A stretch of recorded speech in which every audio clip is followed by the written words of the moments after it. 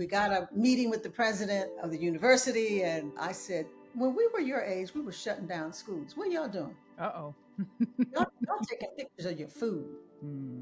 Where are you going?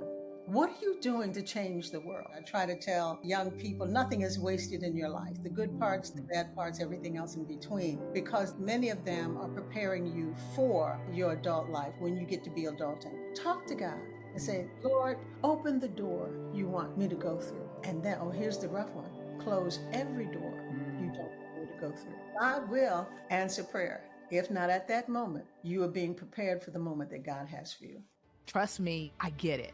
You're feeling the pressure to keep your faith separate from your work, worried that pursuing your God-given dreams might be seen as selfish or misguided. For far too long, we've been held back by a world that tells us that faith and ambition don't mix, that our divinely inspired visions are just wishful thinking. But here's what I've discovered. Our faith isn't a liability in our leadership. As a matter of fact, it's the source of our strength and wisdom. When we fully integrate our leadership with our Christian values, then and only then do we tap into that unshakable divine power.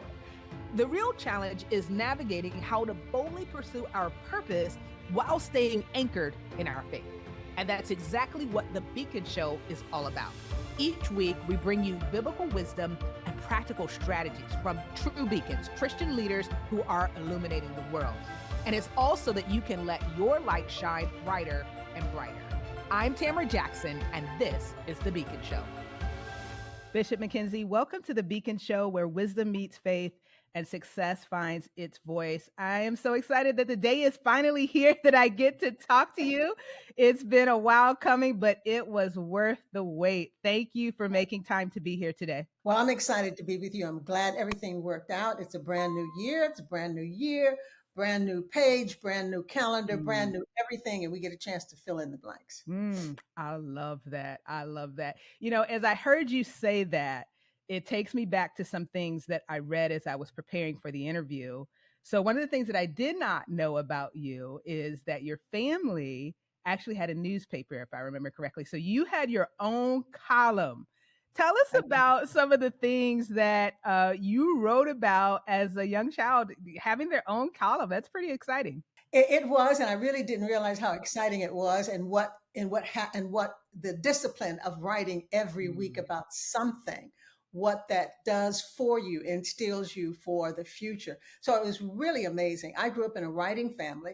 I grew up with editors and writers and marketers and advertising people, news desk, investigative reporters, wandering around in the morgue. And, both my parents were working. And so I was, the latchkey kid, right? And before I got to latchkey status, I had to go to where my mother was working, and she was working at the newspaper. So I spent my afternoons after school wandering around everybody's department. I learned everything from the addressograph, how to set type, they wouldn't let me make the hot type because, you're too young, you burn yourself and burn the place down. But, I learned every aspect of the newspaper. I was just bored. So who knew that's what you were doing, and got to meet all the people and understand what they were doing. So Moses Newsom, I was 16 years old, and he called me up to city desk and says, we'd like you to write a column. And I said, who, me? I'd say, yes, you. I said, what am I going to write about? He says, write about your life, write about the kids, write about what young people are doing. What are you guys are thinking? And I said, okay, which was a miracle in itself, because I was not going to be a writer. I grew up with writing. Everyone expected you just to go into journalism. I said, no, not me. I guess unless I want to do. What do you want to do? I don't know, whatever it is, but it's not going to be this. And so at 16 years old, it was my first job. I got a paycheck. Actually, it was my second job. When we were little, we sold subscriptions in our neighborhood. So, everybody worked in the family business, you understand. And it was great. And I said, I went home and I said, guess what? Miss Newsom called me and said, I wanted me to write a column. And she said, what did you say? I said, yes. And she says, okay, get started. I said, what am I going to write about? And so, I sat there and talked my life with my mother as if she didn't know, right? And what we were thinking, what parties, where we were going, what kinds of things interest us, what was going on in the neighborhood. And she says, write it down. That's this week's column. And that's how it started. So each week I wrote things that were of interest to teenagers. At the time, I wrote all the way through my high school year and right into my college year. But by the time I got to college, we were shutting down universities. Okay. We weren't talking about parties and teas and all that kind of stuff and what we're going to do on the weekend. And the temps are coming to town and who's got a ticket and will our parents let us go? All those kinds of things. Yeah. No, we were writing about freedom rides down in the South. We were talking about whatever we were mad about with the administration, where we're going to demonstrate. We got a meeting with the president of the university, and so now we get to ask him questions and ask staff and faculty questions and write about it. So it really turned into a social justice advocacy, civil rights kind of writing. And it wasn't maybe a couple of decades ago. I said, when we were your age, we were shutting down schools. What are y'all doing? Uh-oh. y'all taking pictures of your food. Where are you going? What are you doing to change the world? We didn't kill nobody. Nobody got hurt. Nobody got shot. Nobody, none of that. The police came, sure, just to keep peace. Yeah. But that was, and then of course, right after that, the civil rights movement was in full play, and then Dr. King was killed. And that was something else too. I had a press pass, so I could ignore, oh, wow. I could ignore the ban on not being out in the street. You get to the police line, show your press pass, and off you go. What is this kid with this press pass? Yep, this is this kid with this press pass. And it was frightening watching the National Guard coming down North Avenue. These giant trucks with troops. And I'm going that these are American troops who are coming into my neighborhood. And we are Americans. And so when the conversation is going now about how do we protect democracy, many young people, they don't care. Well, you need to care so that our experience is not going to be your experience, that the National Guard is not going to come into your neighborhood and set up barriers that you can't go out. And you hope they're not coming into your house. That's a long answer for a short question. No, but it's a great answer because so much came out of it that as I think about the things that you are most known for, being a woman of first in the church, in the AME church, all of the work that you have done in the social justice space, what that helps us to understand is that was something that was in you from the very beginning. As a teenager, that was something that was on your mind. And so this is something, it sounds like, that God put a passion in you to care about others and the future of our country as a young person. So talk to us about what happened from there. Fill in the blanks for us. What did you mentioned that when you were writing at the newspaper, your intention was, I'm not going to be a journalist. I'm going to end up doing something else. But if what I read is correctly, you actually were an on-air personality and all these types of things. So tell us, I mean, it sounds like it wouldn't let you go. So how did things end up that way that you found yourself on the radio and all these other areas? Well, it's sort of like a gentle awakening, in which I try to tell young people, nothing is wasted in your life. The good parts, the bad parts, everything else in between. Because many of them are preparing you for your adult life when you get to be adulting. And I had no clue, didn't realize that. And oftentimes you don't get it until you start to reflect back on the way that you've come. And so it seems like every turn there was an opportunity for writing. When I graduated from high school, my grandfather, who was the publisher of the family newspaper, the Afro, called me into the office and says, look, here is this wonderful opportunity to attend this summer journalism school. Are you interested? And I said, no. I said, I won't go do that.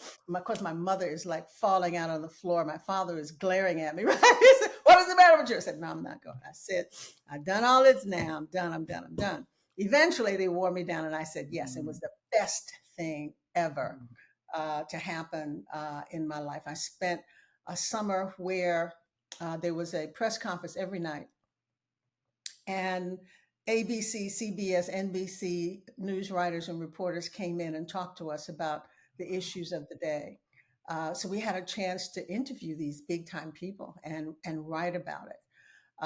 And then that is where I found my niche. I had a wonderful instructor in journalism, and he says, you know, hard news is not necessarily your deal. You can do that. I mean, you know, you can do that. I mean, you got the skill set to do that, but you're about people. And if you keep working on developing about the human side, we do facts and figures. 2 people died, 6 people, da da da. You know, we get all the 30% of this, 40% of that. That's fine, but somebody needs to talk about the human factor, about the impact on people and their lives and humanity. And he says that's you. And if you work on it, you do good. They will hire somebody to edit your work. And that's what I said. Really? Oh. You got to be kidding. Sure enough, I met a wonderful guy, Stan McKenzie, when I was a junior, senior, you know, in college, and fell madly in love, and went off to.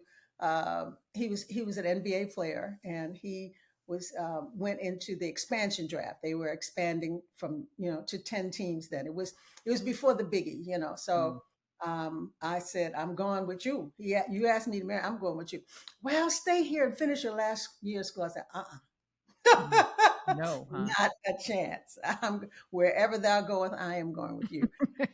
And as you know, as it were, all of a sudden I end up writing for the Arizona Republic. Very Republican, very didn't have many minorities, Very right? different, right? Very different atmosphere. And so the editors say, like, it's going to take you 6 months to a year to get a byline. You just write. And then we'll let you know when you're ready to get a byline. I had a byline in 6 weeks, okay? Because I had, in this discipline of writing every week, a discipline of meeting deadlines and getting the work done. But they put me on City Desk, and I was the first Black woman on City Desk. I didn't want to be on City Desk. I wanted to be in the lifestyle section because I wanted to write about people. Gotcha. What happened was, all, you know, the news stories ended up with the human people factor. Yeah, you added it. You know, and so then they said, oh, you need to be over here. I still wrote on City Desk, but I wrote human stories, you know, about people's stories, about, you know, opening up the world to this group of people who attended this event, and this is what it means for them. We are about to experience the greatest wealth transfer in history. $84 trillion will transition from baby boomers to Generation X and millennials. The question is, will we be prepared to steward this wealth and multiply it for kingdom impact? If you're not sure, you need to join us in the How to Receive Millions Masterclass. We'll ensure that you are equipped with the insights, the mentorship, and the training that you need to grow and scale your mission. This is your opportunity to make the impact that only you can make. Join us in the masterclass by clicking the link below this video to register today. We want to see you step into the calling that God has for you, and we will support you every step of the way. I'll see you in the masterclass. And for there, you know, when my husband retired, I came back to the family newspaper and started writing entertainment. And I was covering Joan Rivers. It was the funniest thing, you know. So, you know, sometimes experiences find you and you find experiences. So I'm 9 months pregnant with our first child, right? I am as big as a house. And, you know, as active as I am now, I was active then. So like, you're getting ready to have a baby. I said, I'm not sick. I'm not dead. I'm not dying. I'm just having a baby. And okay, there's still some things I can do. So while I can do the things that I can do, let me do that. So it's opening night for Joan Rivers at Painter's Mill. And here we go. We arrived, you know, it took me a lot longer to get stuff on. Then, you know, it's not like, okay, give me 30 minutes and I'll be dressed. No, it's an hour because I have to, you know, deal with the baby and get me all into whatever. So we get there just as the lights go down. And it was a theater in the round. So the usher said, go down this aisle and your seat's there. Well, that wasn't it. Our seat was all the way on the other side of the circle. And so Joan River is watching my husband and I come down this aisle, looking for the, and she had just been introduced. She used to begin this monologue. And she says, you can't find your seat. I said, no, I can't find my seat. And she said, let me see your ticket. And I'm mortified, right? Let me see your ticket. And she says, oh, your seat's over here. So she says, come on. No point in walking around, walk across stage. So Oh my God. you walk across the stage.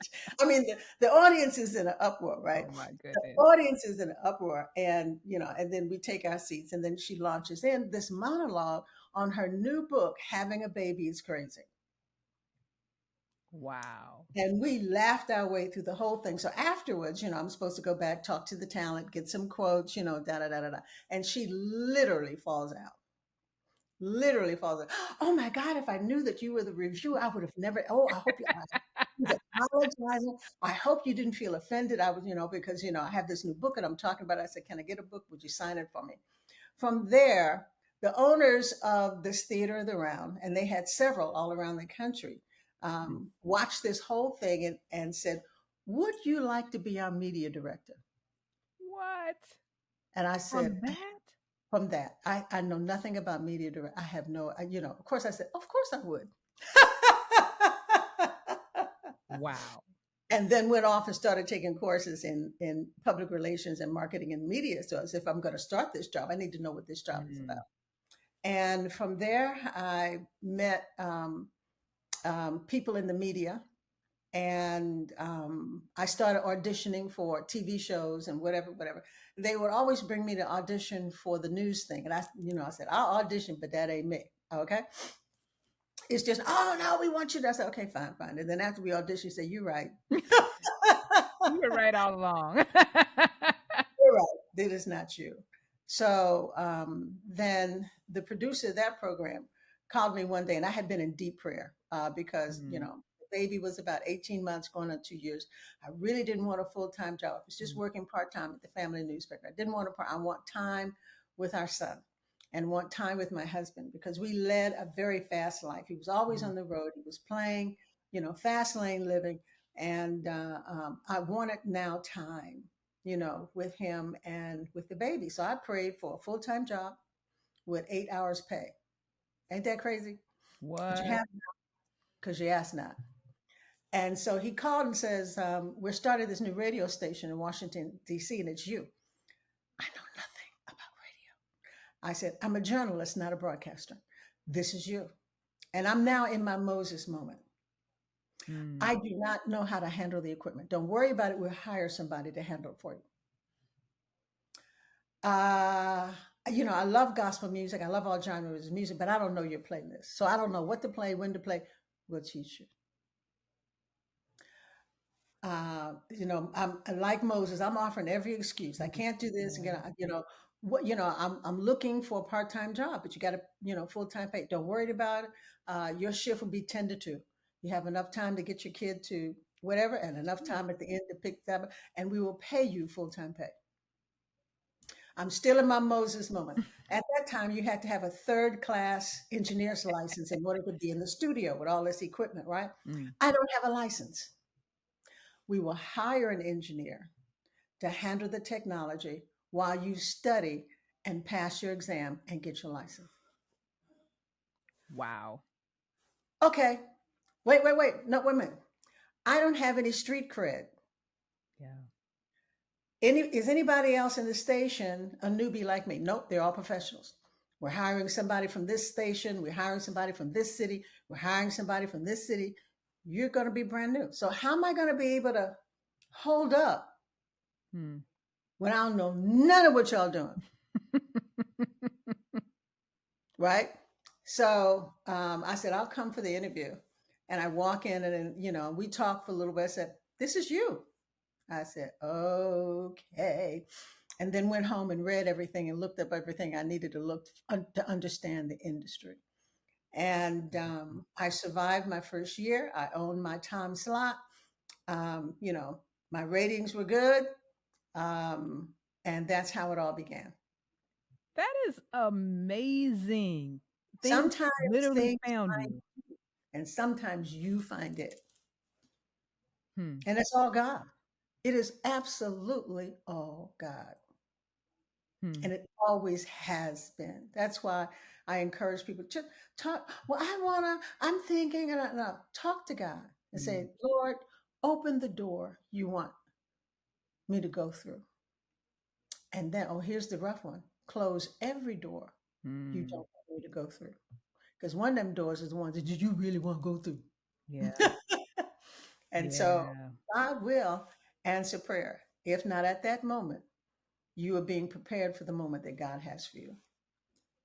So for you, what was the door that you wanted? Oh, well, once I got my foot in the broadcasting door and I started to grow, I went from midday to drive time. It became program director, operations manager. I was headed for general managership, which I got. And then my next step was to be an owner. That's fine. All this is fine, but let me own the airways. Yeah. And then God steps in and says, I want you to preach and pastor. Come on, Rory. I'm on a track here. I got my 5 and 10-year plan. Now I'm corporate vice president of programming for 6 Christian radio stations in the Midwest. Are you kidding me? I'm on my way to ownership. Yeah. Uh, And God says, I have another thing I want you to do. So I went through my Moses. Who, me? Why didn't you come get me when I was 18, like everybody else who goes into the ministry? Why do you wait to be full grown? Why don't we start out with this in kindergarten? You can tell, young boys, now young girls, young boys will go say, there's your preacher right there. yeah. I said, what, Not for you. me? No. So And so God if you put don't mind me asking, how old were you at that point? I was 28. You were 28. So Mm-hmm. you had achieved all of this amazing success, were on the fast track, and then at 28, God says, I have something else for you to Between do. 28 and I'd say 34, 35. Because when you're in a new space, at that time was a brand new radio station, which means they're still feeling their way. It's in a major market, so they're still feeling their way around. So it was one of the best places to be, to learn. And if you go into it, I'm going to learn everything I need to know I'm going to learn the engineer's job. I'm going to learn the tech job. I'm going to learn the advertising people's job. I'm going to learn the general manager, the operator. I'm going to learn everybody's job. I'm not going to walk in and say, can I learn about your job? No, I'm going to watch and I'm going to observe. I'm going to read. I'm going to study. I'm going to upskill, never thinking the opportunity would come. Yeah. But the opportunity did come.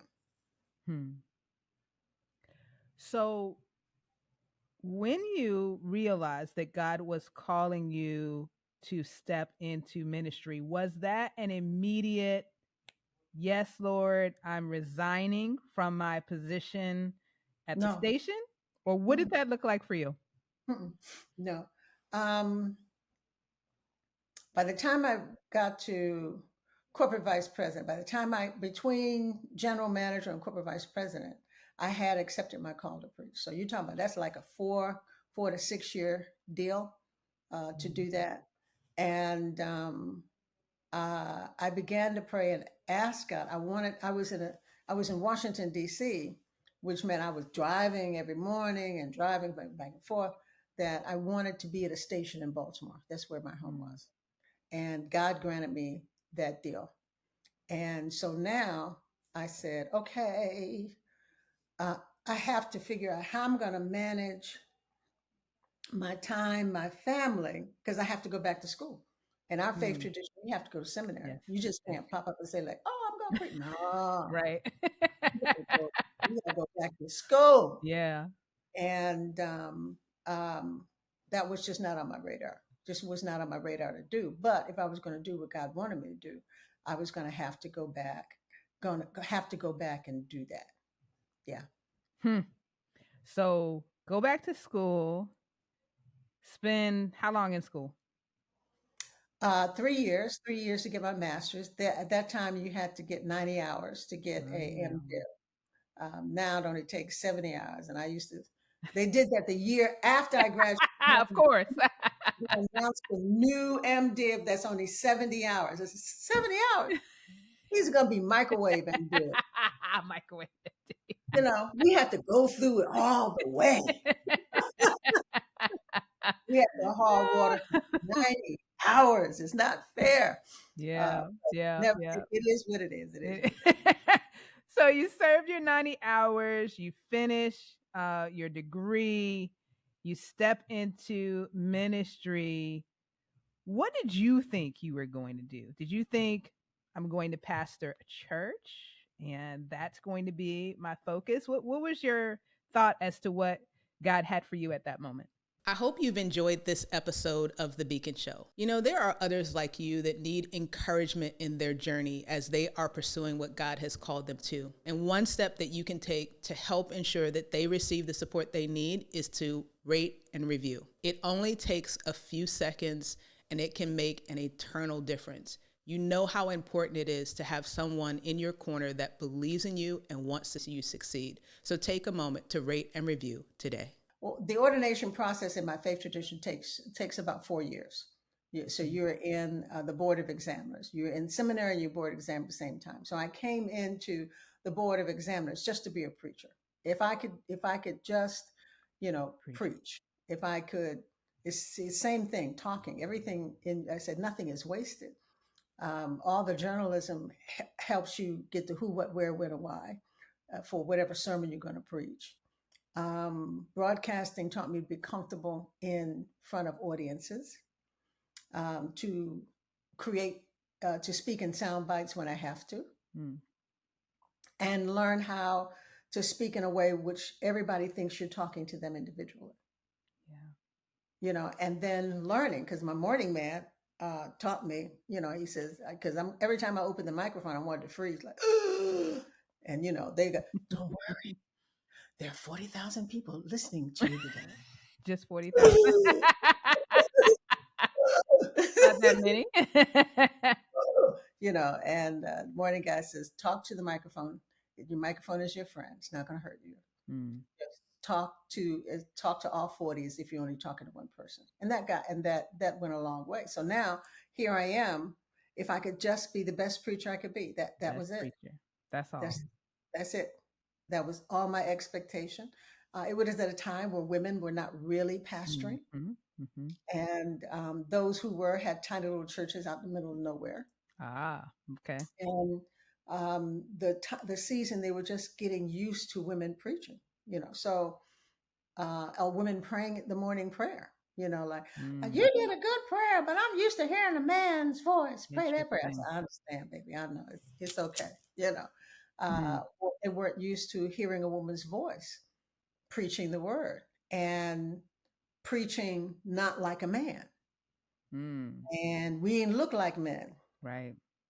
And so they had this uniform thing that we wore black. I never wore black like the way I wore black when I first went into ministry. And one day I looked in my closet, on one side was black and the back was brown and the other side was gray. I said, if a psychologist walked in here, would say like, this girl depressed. Those are pretty depressing colors.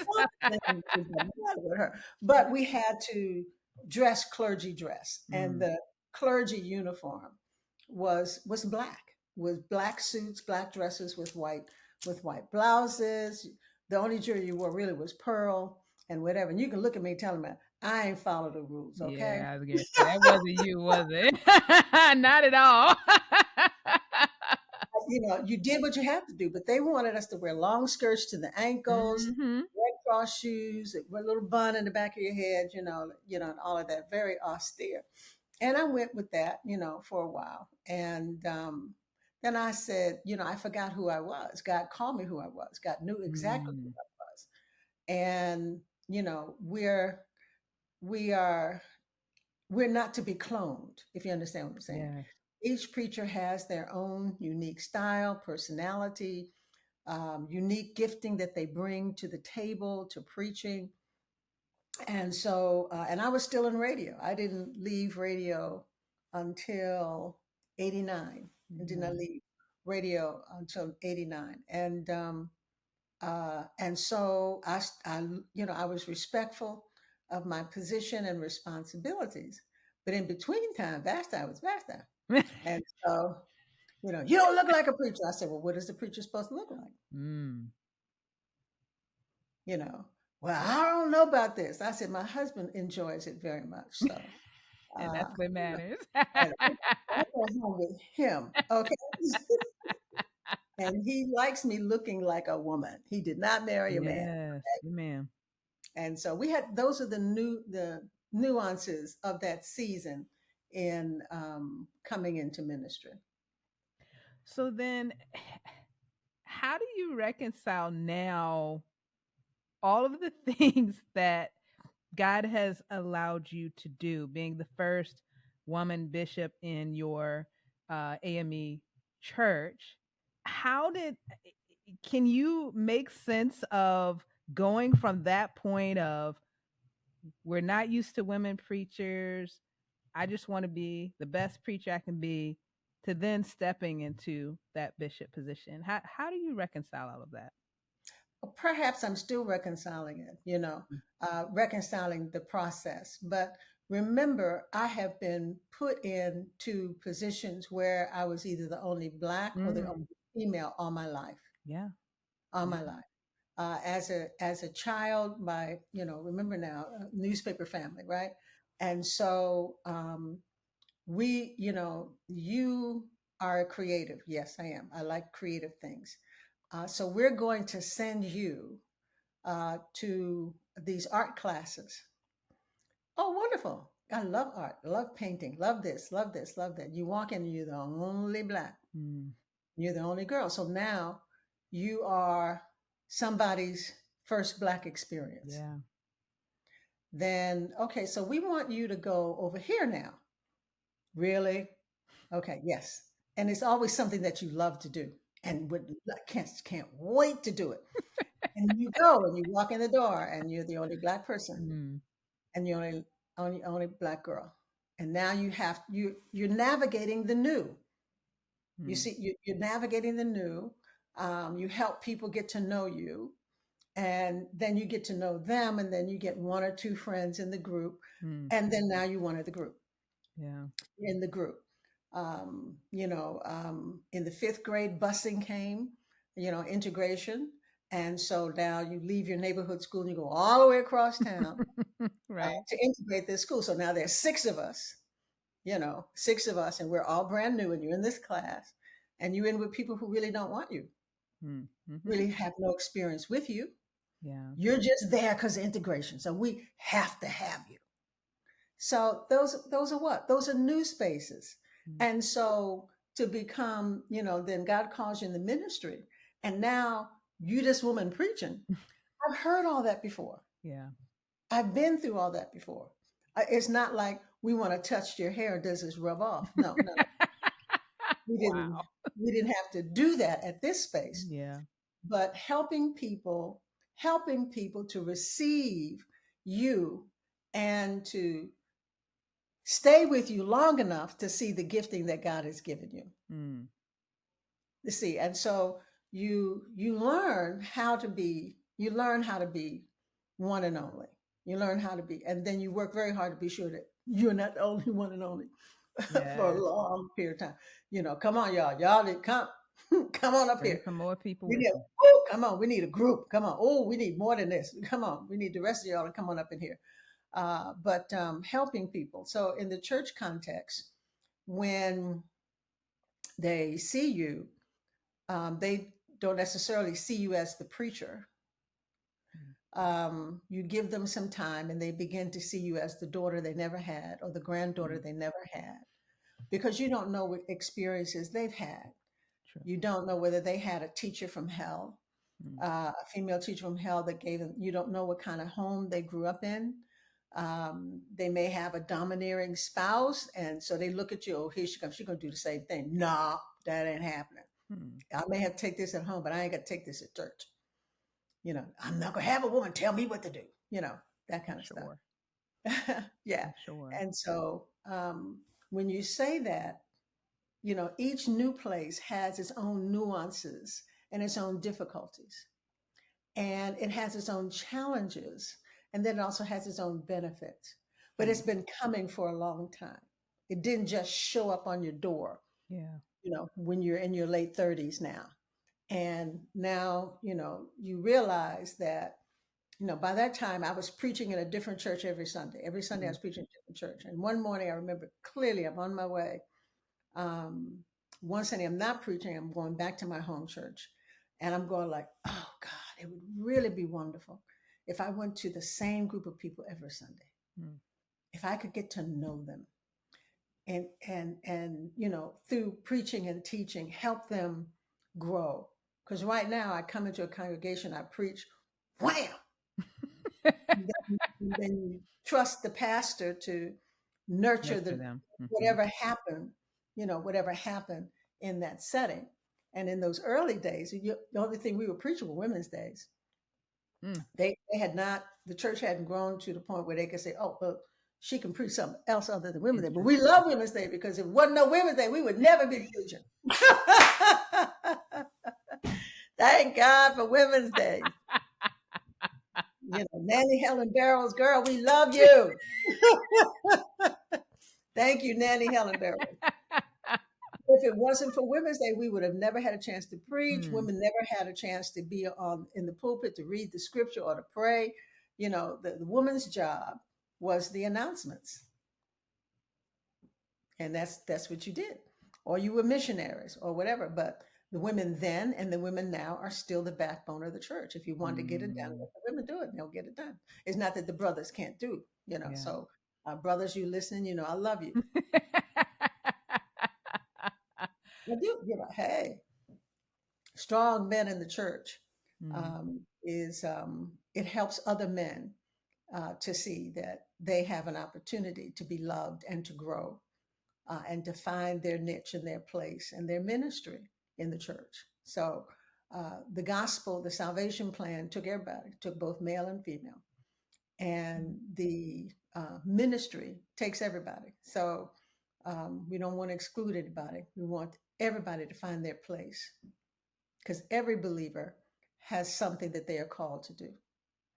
The deal is to find out what it is you're called to do, and then exercise that gift in the congregation. So I hear a few things. One, whatever that is may be different from what you think it is, right? You had an idea of a certain path and a plan that you had for yourself. This is what I want to accomplish. God interrupted that. So God may very well interrupt your plans. But I also heard that, hey, you're being prepared for this all along. You're right. I mean, when I look back at your bio, and you've said a number of times today, hey, I was in these positions of first multiple times. So when it came to this moment, it was, maybe it's different, but it's still familiar. So our listening, viewing audience, chances are you are being prepared, and you have been being prepared for what God is calling you.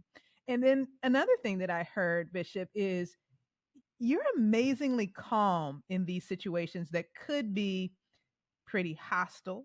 You're very gracious for people. You give them an opportunity to get used to you, and it sounds like you even take some responsibility for bringing them along. So many words of wisdom that you have shared with us today.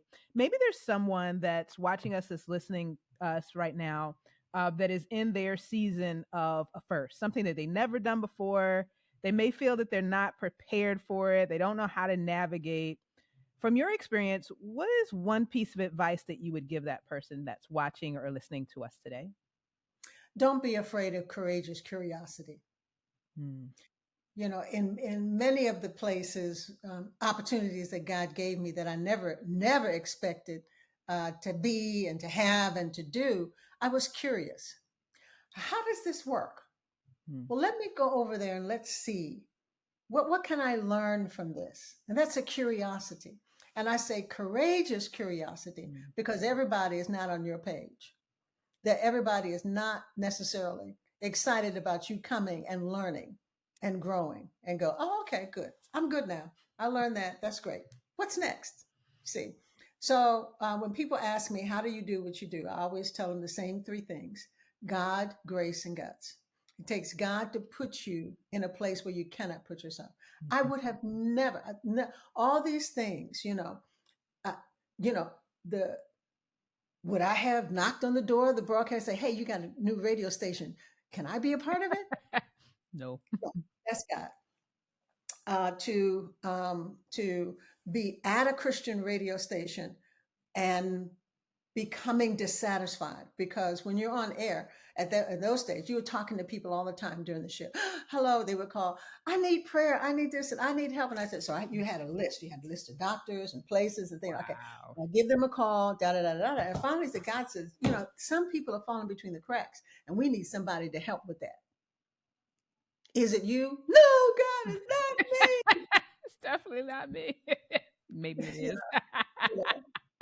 So, God puts you in positions that you cannot put yourself.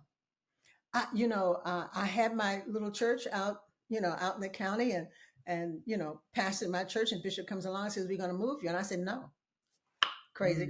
No. I said, I like these people. and we got projects going. We renovated the church. Women go everywhere. Like, oh no, we ain't worshiping here. No, these walls need to be painted. The floors need to come up. But get the pews. No. We ain't worshiping in here. Come on. Where's your pride? Let's get this going. Where's your pride? I love it. Oh, look at the shrubbery. Okay, dig these shrubberies up. Let's get some money. We're going to paint. We're going to da-da-da. We need a new sign. That sign has been painted 89 years. We need a new sign. We need to do it. Yeah. Not 89 years. We're in the middle of stuff, So from place to place to place, God was moving me, putting me into eventual position where I was going to be elected bishop. Did I see it go along? No. Had not a clue. So God put you in places where you cannot put yourself. Put your resume before people you do not know. Put you in position, put you in a place where people are making decisions that you have no idea that they are making over your life. That's God. And then there's grace, so that your friends nor your enemies can use your mistakes against you. Because whenever you started something new, Bishop says, well, we hope you survive your mistakes. I said, am I going to make mistakes? Oh my God, that'll keep you up at night. Oh, I hope I'm not going to make a mistake. And, but you do make mistakes because it's new. And you come into a situation, you don't know everything. There's a culture you have to learn. People you have to learn. You don't really know who's in charge. It takes a couple of years to find out who's really in charge, who's really calling the shots. And it takes a couple of years to find out where the money is, who's got it, where is it going, and where, who controls that particular flow. Good. And then it takes guts. You have to have some managerial courage. Oh, you were born courageous. No, girl, I pray courage. I get up off my knees and say, okay. I pray courage. I love it. We're going to do this. Excuse me. Yeah, we're going to do this. And sometimes you just have to move forward. You have no idea what's going to happen. You're not quite sure of the outcome. All you know. And then every now and then you look up at God and say, God, now tell me one more time why you want me to do this. Just one more time. Remind me, I'm high in the Maludi Mountains. I'm standing and they tell me the church you're going to is across this river. I said, there's no bridge. No, the bridge is about 50 miles up, but we cross this every day. I said, you cross this river every day? Yes. Here comes the transportation. It's a rowboat with a kid, 14 years old.